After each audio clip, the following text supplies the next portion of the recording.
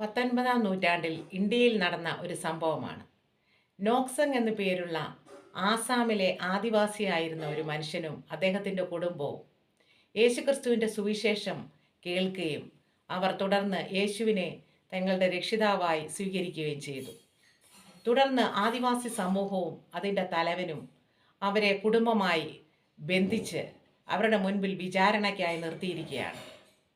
ആ ട്രൈബലിൻ്റെ ചീഫായിരുന്ന മനുഷ്യൻ അവർക്ക് അവസാനമായി ഒരവസരം കൂടെ കൊടുക്കുകയാണ്. യേശുവിനെ തള്ളി പറയുകയാണെങ്കിൽ ഞാൻ നിങ്ങളെ മോചിപ്പിക്കാമെന്ന് പറയുന്നു. തുടർന്ന് നീ യേശുവിനെ തള്ളി പറഞ്ഞില്ലെങ്കിൽ നിന്റെ 2 മക്കളെയും ഞാൻ അമ്പെയ്ത് കൊന്നുകളയുമെന്ന് അദ്ദേഹം പറയുന്നു. അപ്പോൾ നോക്സങ് ഉറച്ചു തന്നെ പറയുന്നുണ്ട്, ഞാൻ ഒരിക്കലും യേശുവിൽ നിന്ന് പിന്മാറുകയില്ല എന്ന്. ആ നിമിഷം തന്നെ 2 കുഞ്ഞുങ്ങളെയും അവർ അമ്പെയ്ത് കൊന്നുകളഞ്ഞു. തുടർന്ന് അദ്ദേഹത്തിൻ്റെ ഭാര്യയെയും ആ നിമിഷം തന്നെ അവർ അമ്പെയ്ത് കൊന്നുകളഞ്ഞു. അവസാനമായി ആ തലവനായിരുന്ന ആദിവാസി സമൂഹത്തിൻ്റെ മനുഷ്യൻ ഇപ്രകാരം പറയുന്നുണ്ട്, നിന്റെ ഭാര്യയും മക്കളും നിനക്ക് നഷ്ടപ്പെട്ടു. നിനക്ക് ജീവൻ തിരിച്ചു വേണമെങ്കിൽ നീ യേശുവിനെ തള്ളി പറയുകയാണെങ്കിൽ അത് നിനക്ക് ലഭിക്കുമെന്ന് പറഞ്ഞു.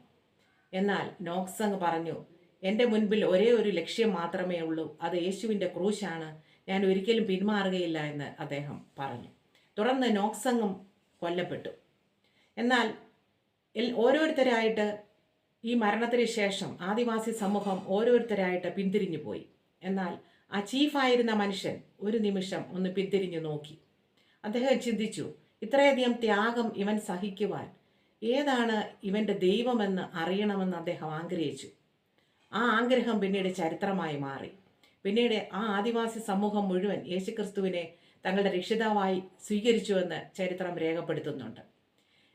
പിന്നീട് ഈ നോക്സങ്ങിൻ്റെയും കുടുംബത്തിൻ്റെയും മരണത്തിൻ്റെ അവസാന വാക്കുകൾ ഒരു പാട്ടായിട്ട് രൂപാന്തരപ്പെട്ടു.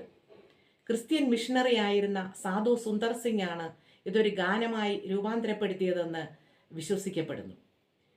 ലോകപ്രശസ്ത സുവിശേഷകനായിരുന്ന ബില്ലി ഗ്രഹാം തങ്ങളുടെ ക്രൂസൈഡുകളിൽ ഈ ഗാനം തുടരെ പാടാറുണ്ടായിരുന്നു. അങ്ങനെ ഇത് ലോകപ്രശസ്ത ഗാനമായി തീർന്നു. ഈ പാട്ട് നിങ്ങൾക്ക് എല്ലാവർക്കും അറിയാവുന്നതായിരിക്കാം. ഇത് ഇപ്രകാരമാണ്: I have decided to follow Jesus, no turning back, no turning back. എന്നെ കേട്ടുകൊണ്ടിരിക്കുന്ന നിങ്ങൾ യേശുവിനെ അറിയാവുന്നവരായിരിക്കാം, അല്ലെങ്കിൽ നിങ്ങളുടെ ജീവിത അനുഭവങ്ങളിൽ എവിടെ വെച്ചെങ്കിലും യേശുവിനെ പരിചയപ്പെട്ടിട്ടുണ്ടാകാം.